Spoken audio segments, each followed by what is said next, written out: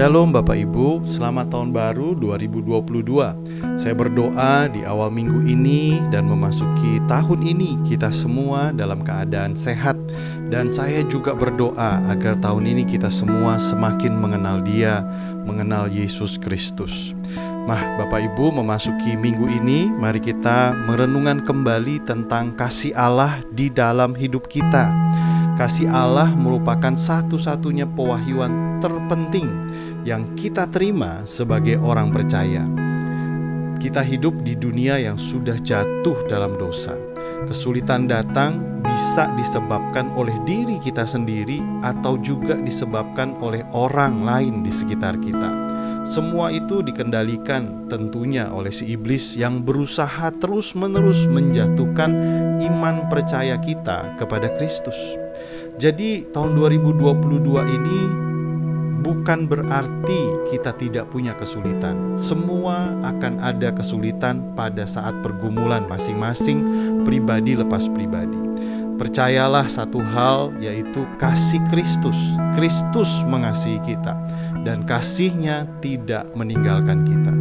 Dalam Yohanes 3 ayat 16 dikatakan, "Karena begitu besar kasih Allah akan dunia ini, sehingga Ia telah mengaruniakan anak-Nya yang tunggal, supaya setiap orang yang percaya kepadanya tidak binasa, melainkan beroleh hidup yang kekal." Pewahyuan tentang kasih adalah bukan tentang kasih kita kepada Allah, tetapi tentang Allah begitu mengasihi kita.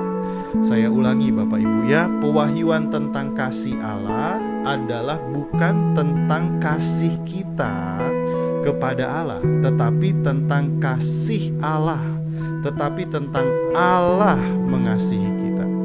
Mendapatkan kasih Allah bukan berdasarkan perbuatan kita. Pewahyuan tentang kasih Allah di dunia ini tidak lagi asli karena banyak orang memahami kasih Allah seperti kasih manusia. Jika mengasihi Allah, kamu akan melayani saya. Jika mengasihi Allah, maka kamu akan pergi ke pulau-pulau beritakan Injil. Nah, saudara Bapak Ibu, jika kita tidak melayani atau tidak pergi ke pulau-pulau untuk menginjil, maka dapat dikatakan tidak cukup untuk mengasihi Allah. Itu hanya contoh Bapak Ibu ya. Sama juga seperti hubungan suami istri. Istri berkata, "Jika kamu mengasihi saya, maka kamu akan membelikan saya bla bla bla bla." Suami juga bisa berkata, "Jika kamu istri mengasihi saya, maka kamu akan bla bla bla bla." Atau orang tua kepada anak-anak juga demikian.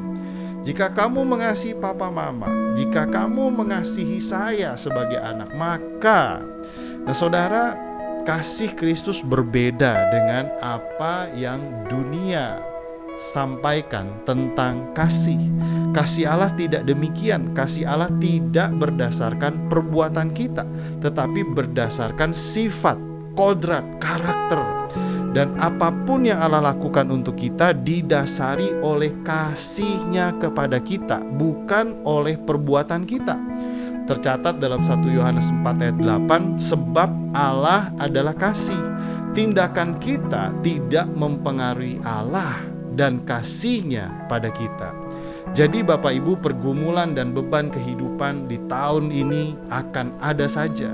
Tetapi saya mengajak di awal tahun ini, tahun 2022 ini, mari kita kembali fokus kepada pewahyuan tentang kasih-Nya bagi kita.